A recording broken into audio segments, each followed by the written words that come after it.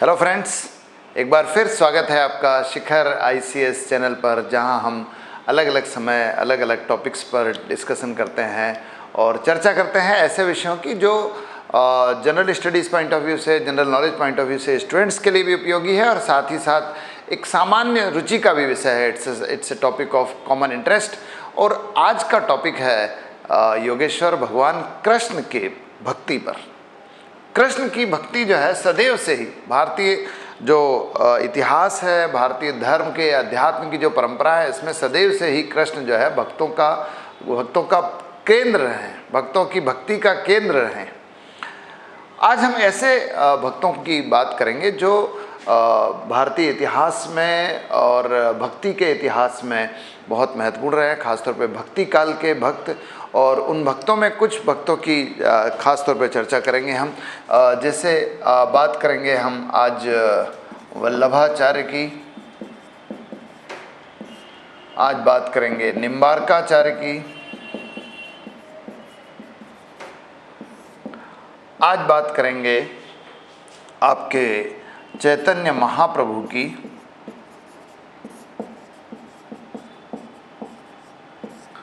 चैतन्य महाप्रभु। इसके अलावा हम बात करेंगे मीराबाई की, सूरदास की और नरसिंह मेहता की। इन भक्तों की खास तौर पे चर्चा करेंगे और आपके लिए काफ़ी इंटरेस्टिंग होगा ये। अगर आप भक्ति में रुचि रखते हैं, अगर आप भगवान कृष्ण में रुचि रखते हैं और अगर आप इतिहास में रुचि रखते हैं। देखिए, भारतीय इतिहास का एक बड़ा इम्पोर्टेंट भाग जो है जिसको इग्नोर किया जाता है, पढ़ा नहीं जाता, पढ़ाया नहीं जाता, सबसे खास चीज़ है और इसलिए छात्र भी नहीं पढ़ते। और वो भारतीय इतिहास का बड़ा इम्पोर्टेंट पक्ष है भक्ति काल, भक्ति युग, या कुछ लोग उसको भक्ति आंदोलन भी कहते हैं। हमारे जो मध्यकाल का इतिहास है, जिसको जनरली लोग पूरी तरह से इस्लामिक शासकों का, इस्लामिक आक्रांताओं का इतिहास मान के पढ़ा देते हैं, उसी का एक भाग है भक्ति आंदोलन, जो जनरली मैंने बताया कि इग्नोर किया गया है, जिसकी उपेक्षा की गई है, जिसको पढ़ाया कम गया है। उसी में भक्ति आंदोलन हमारे यहाँ शुरू होता है। शुरुआत तो बहुत पहले हो गई थी, काफ़ी पहले। आप देखिए कि जो शंकराचार्य थे, आदि शंकराचार्य, वो भक्ति आंदोलन के प्रवर्तक माने जाते हैं। उन्होंने 8th सेंचुरी में कभी भक्ति आंदोलन को आरंभ किया था श्रृंगेरी में। लेकिन बाद में धीरे धीरे दूसरे भक्त भी हुए हैं और उनमें से कुछ ऐसे भक्त हैं जो कृष्ण के भक्त थे। तो कृष्ण के उन भक्तों में कुछ भक्त ऐसे हैं जो दक्षिण भारत में थे और कुछ उत्तर भारत के थे। दक्षिण भारत की भक्तों की बात करें तो निम्बार्काचार्य थे, वल्लभाचार्य थे। उत्तर भारत की बात करें तो चैतन्य महाप्रभु है, सूरदास है, मीराबाई है, नरसिंह मेहता है। इस तरह से अलग अलग भक्त हैं। तो पहले मैंने वल्लभाचार्य लिखा जरूर, पहले निम्बार्काचार्य की बात कर लेते हैं। निम्बार्काचार्य जो है वो आंध्र प्रदेश के हैं और गोदावरी के आसपास के क्षेत्रों में रहने वाले हैं। और इन्होंने जो है भक्ति आंदोलन में एक नया एक सिद्धांत दिया था, जिसको हम कहते हैं द्वैतवाद।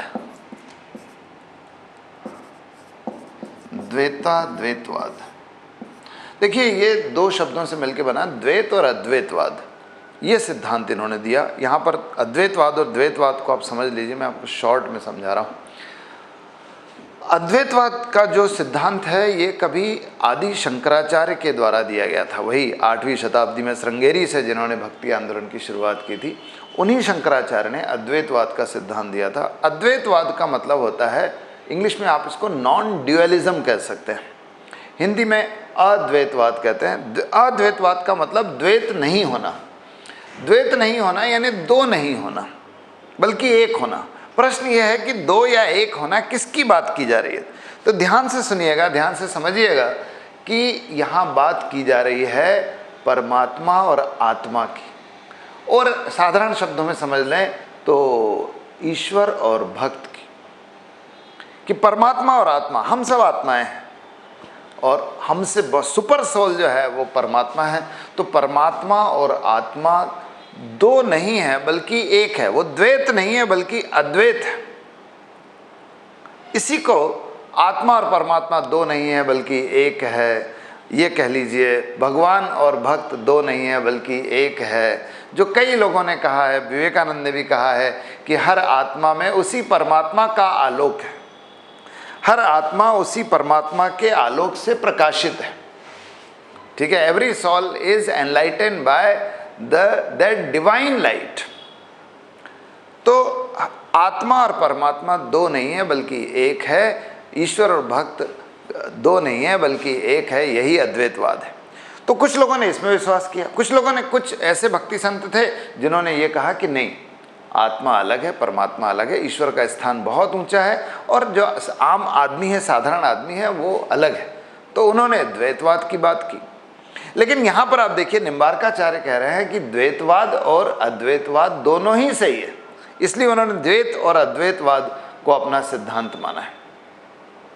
तो बड़े प्रसिद्ध संत थे, इन्होंने सनकानिक संप्रदाय की स्थापना की, सनकादिक भी बोलते हैं कुछ लोग, सनकानिक संप्रदाय है, उसकी स्थापना की दक्षिण भारत में। इसको निम्बार्क संप्रदाय भी कहते हैं। बहुत बहुत पहुँचे हुए भक्त थे। लोग तो ये भी कहते हैं, दक्षिण भारत में ये माना जाता है कि निम्बार्काचार्य जो है वो भगवान कृष्ण के सुदर्शन चक्र से उत्पन्न हुए। तो सुदर्शन चक्र ही है भगवान कृष्ण का। ठीक है, तो ये है आपके निम्बार्काचार्य। फिर वल्लभाचार्य की बात करें, वल्लभाचार्य भी दक्षिण भारत के थे। हालांकि उनका जन्म जो है बस्तर में, छत्तीसगढ़ में कहीं हुआ माना जाता है, लेकिन बाद में वो आंध्र प्रदेश चले गए और उनका विवाह जो है वो विजयनगर की किसी लड़की से हुआ था और इस कारण जो है वो अपनी ससुराल चले गए। और वहाँ पर जो है विजयनगर में उस समय आपने एक नाम सुना होगा, कृष्णदेव राय नाम के राजा थे, तेनालीराम वाले कृष्णदेव राय और तेनालीराम की कथाएं आपने सुनी होगी। तो कृष्णदेव राय के दरबार में वल्लभाचार्य जो है लंबे समय तक रहे हैं। बाद में उत्तर भारत की यात्रा की, मथुरा में भी लंबे समय तक रहे हैं और वाराणसी में रहे, वाराणसी में ही उनकी डेथ हुई है इनफैक्ट।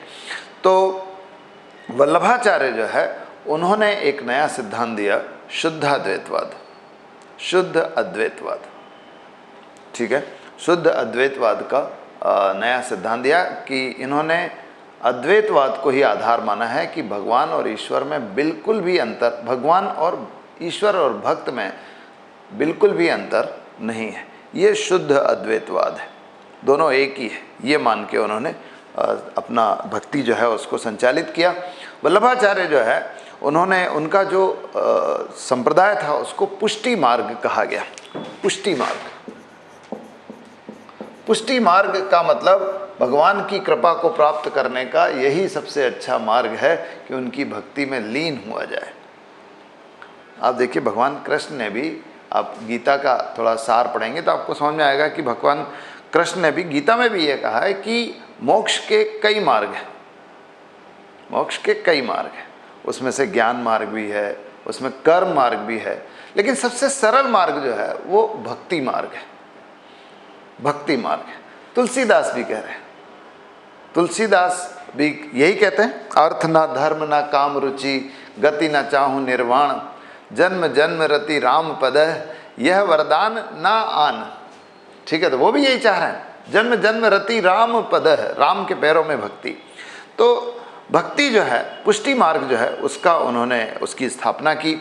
बाद में इस पुष्टि मार्ग के कई बड़े बड़े जो है फॉलोअर्स हुए, सूरदास भी उसमें से एक थे। और मथुरा में रहने के दौरान उन्होंने भगवान कृष्ण की उपासना करना शुरू किया। मथुरा में उन्होंने मंदिर भी बनाया। बाद में जो है इसी मंदिर के जो है उस पर कभी आक्रमण हुआ औरंगजेब का और उनको अपना मंदिर लेकर जाना पड़ा उनको और उनके पुत्र को, विट्ठलनाथ को। और बाद में उन्होंने जो है इसी परंपरा के कुछ मंदिर राजस्थान में भी स्थापित किए। जो नाथ द्वारा के श्रीनाथ जी का मंदिर है, या नाथ द्वारा के पास में कांकरोली का जो द्वारकाधीश का मंदिर है, ये सब पुष्टि मार्ग के ही मंदिर है।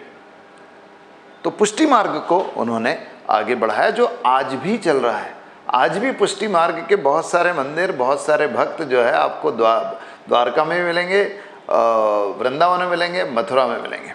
ठीक है, तो ये वल्लभाचार्य है। फिर चैतन्य महाप्रभु, देखिए चैतन्य महाप्रभु के बिना भक्ति, कृष्ण की भक्ति का आंदोलन पूरा नहीं होता है। चैतन्य महाप्रभु जो है वो बंगाल के थे, पश्चिम बंगाल के नादिया में उनका जन्म हुआ था, जो आजकल नवाद्वीप कहलाता है, बल्कि आजकल तो मायापुर कहलाता है।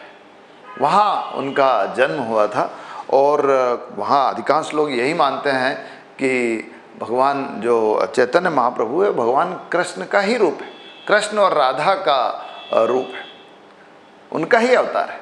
और उनको कई नामों से पुकारा गया है। कहते हैं कि नीम के पेड़ के नीचे जन्म हुआ था इसलिए निमाई कहा गया है। उनको गौरांग कहा गया क्योंकि बहुत गोरे थे, ठीक है। बचपन का नाम विश्वंभर था, लेकिन चैतन्य महाप्रभु के नाम से ज़्यादा प्रसिद्ध है। इन्होंने ही जो है यहाँ से बंगाल के बाद जो है, बंगाल में उनके कई भक्त, कई बड़े बड़े भक्त हो गए थे, साथी हो गए थे जो उनकी भक्ति परंपरा से जुड़ गए थे। नित्यानंद प्रभु थे, अद्वैत प्रभु थे, श्रीवास प्रभु थे, ऐसे कई जो है उनके साथी बन गए। और इसके बाद उन्होंने जगन्नाथ भगवान की दर्शन के लिए पुरी की यात्रा की और वहाँ पर भी उनके, आप देखिए कि वहाँ पहले से ही कुछ विद्वान थे। पुरी में, पुरी जो उड़ीसा में है समुद्र के तट पर, जहाँ भगवान जगन्नाथ का मंदिर है, वहाँ की यात्रा की। वहाँ कई विद्वान, मतलब भगवान जगन्नाथ के दर्शन करने के बाद कई विद्वानों से मिले और वो सारे विद्वानों को उन्होंने भक्ति आंदोलन के नए स्वरूप जो है उनके सामने प्रस्तुत किए, भक्ति के नए स्वरूप प्रस्तुत किए। और उससे लोग इतने प्रभावित हो गए कि जो पहले से भक्ति के विद्वान थे वो उनकी शरण में आ गए। इसके बाद आप देखिए कि उन्होंने वृंदावन की जो है, देखिए वृंदावन आज कृष्ण भक्ति का भारत में एक बहुत बड़ा केंद्र है, लेकिन वृंदावन को कृष्ण भक्ति के रूप में स्थापित करने का श्रेय चैतन्य महाप्रभु को ही जाता है। उनके कुछ शिष्य थे जिनको सठ गोसाई कहा जाता है, जीव गोस्वामी थे, सनातन गोस्वामी थे, रूप गोस्वामी थे। इनको उन्होंने जो है वृंदावन की खोज के लिए भेजा था कि वो उस जगह की खोज करना चाहिए जहाँ पर कृष्ण राधा की लीला हुई है। तो उन्होंने वृंदावन की खोज की। बाद में चैतन्य महाप्रभु ने भी वृंदावन की यात्रा की है। इस तरह से उन्होंने वृंदावन को कृष्ण भक्ति का केंद्र बनाया है। आप देखिए कि उन्होंने कृष्ण भक्ति में नई चीज़ें भी शुरू की। उन्होंने कीर्तन की परंपरा शुरू की। आज जो लोग मस्ती में कृष्ण के भजन गाते हुए, हरे कृष्णा गाते हुए मस्ती में नाचते हैं, गाते हैं, वो कीर्तन की परंपरा जो है चैतन्य महाप्रभु ने शुरू की। कहते थे ये भी थे कि ये कीर्तन करते करते पूरी तरह से बेहोश हो जाते थे। दूसरी चीज़, इन्होंने यात्रा की परंपरा शुरू की, धार्मिक यात्रा की, कि व्यक्ति को उन स्थलों की यात्रा करनी चाहिए जो पवित्र हो गए हैं भगवान के लीलाओं के कारण, तो वहाँ की यात्रा करनी चाहिए। इसको बंगाली में जात्रा कहा है। तो जात्रा और कीर्तन की परंपरा जो है वो चैतन्य महाप्रभु की ही देन है। मीराबाई की बात कर लेते हैं। मीराबाई जो है, मीराबाई का बैकग्राउंड बड़ा अलग प्रकार का था और उनकी प्रसिद्धि कहीं अलग प्रकार से हुई। आप देखिए कि वो एक राजपूत घराने से थी और मेड़ता की रहने वाली थी। बाद में उनका विवाह जो है वो चित्तौड़ के राजघराने में हो गया। चित्तौड़ का आपने मेवाड़ का राजघराना सुना होगा, राणा कुंभा, राणा सांगा जैसे बड़े बड़े शासक हुए। राणा प्रताप बाद में उसी में हुए।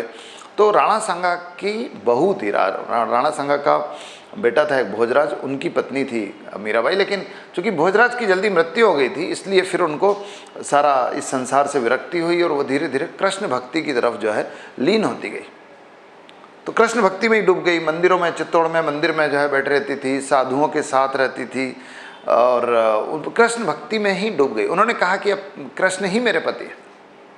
बल्कि वो ऐसा कहा तो यूँ जाता है कि कभी उनकी दादी ने कहा था कि कृष्ण ही तुम्हारे पति है, तो वो उन्होंने भी कृष्ण को पति मान लिया। जाके सिर मोर मुकुट मेरो पति सोई, ठीक है। तो मीरा जो है उन्होंने धीरे धीरे इस परंपरा को आगे बढ़ाया। हालांकि ये भी कहा जाता है कि जो रैदास है, भक्ति परंपरा के एक बहुत प्रसिद्ध भक्त है रैदास या रविदास, उनकी भक्त है मीराबाई, उनकी शिष्य है, डिसाइपल है उनकी।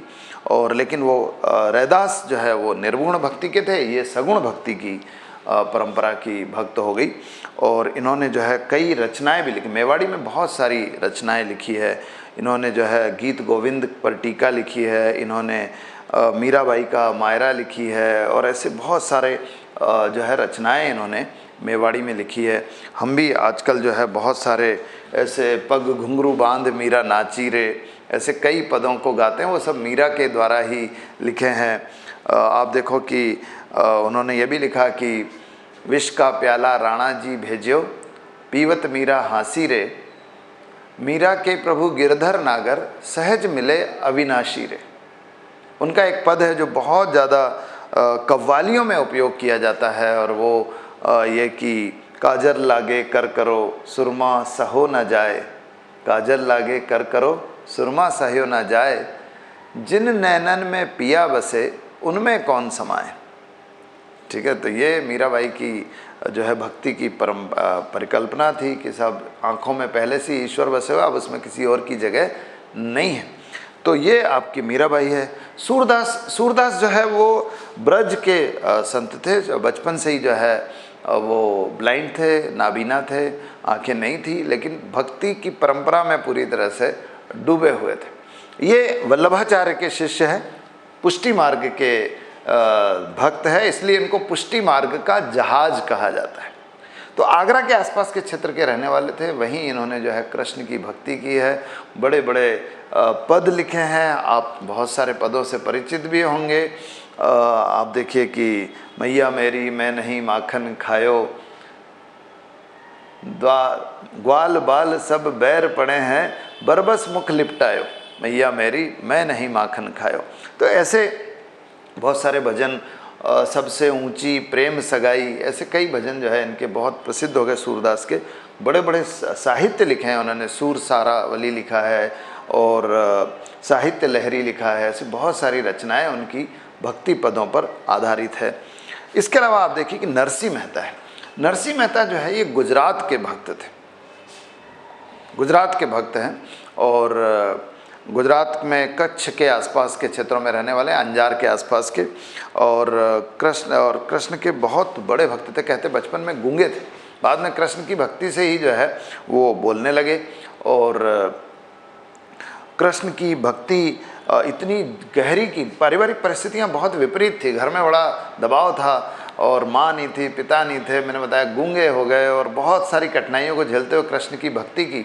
लेकिन कृष्ण ने कहते हैं कि इनको ज़बरदस्त तरीके से जो है संरक्षण दिया, और भक्ति का रूप अलग अलग तरीके से प्रस्तुत किया। उनकी कई कहानियाँ जो है प्रचलित है। एक नानी बाई का मायरा की कहानी प्रचलित है कि उनकी बेटी का जो है मायरा जो है भगवान खुद ने जो है वो भरा था। इसके अलावा आप देखिए कि एक सांवरिया सेठ का जो मंदिर है, सांवरिया सेठ का एक मंदिर है राजस्थान में, चित्तौड़ के पास, वो सांवल सेठ की परिकल्पना इनके साथ शुरू हुई, क्योंकि एक कहते हैं कि इन्होंने किसी को हुंडी दे दी थी कि भाई इतने पैसे मैं आपको दूंगा, और वो पैसे देने वाला कोई नहीं था, और वो पैसा इन्हें खर्च भी कर दिया था। लेकिन कहते हैं भगवान कृष्ण ने खुद सांवल सेठ के रूप में जो है प्रकट हुए, और उन्होंने उनकी हुंडी का पैसा जो है चुकाया था। ऐसी कई कथाएं जो है नरसिंह मेहता के साथ जुड़ी हुई है भक्ति की। लेकिन नरसिंह मेहता का एक बड़ा इंपॉर्टेंट पक्ष भी है कि साहब इनके कई भक्ति पद जो है गुजरात में, राजस्थान में, दक्षिणी राजस्थान में आज भी गाए जाते हैं। और उसमें से एक बहुत प्रसिद्ध जो भजन है वो गांधी जी का भी प्रिय भजन था, और भजन था वैष्णव जन तो तेणे कहिए, जे पीर पराई जाने रे। तो ये अलग अलग भक्ति, देखिए कृष्ण भक्ति के बहुत सारे भक्त हैं, लेकिन हमने उन भक्तों को आज लिया है जो भक्ति आंदोलन के दौरान चर्चित रहे हैं। ठीक है, तो उम्मीद करते हैं कि ये जो जानकारी है ये आपके लिए न केवल रुचिकर होगी बल्कि आपके लिए बहुत उपयोगी होगी। तो आप इसको देख लीजिए। आपको अगर अच्छा लगता है ये वीडियो तो आप अपने दोस्तों के साथ शेयर कीजिए। आप जो है हमारे चैनल को सब्सक्राइब कीजिए ताकि ये वीडियो नियमित रूप से मिलता रहे। आप जो है बेल आइकॉन प्रेस कीजिए ताकि आपको नोटिफिकेशन मिलते रहे वीडियो के। तो thank you very much, have a good day.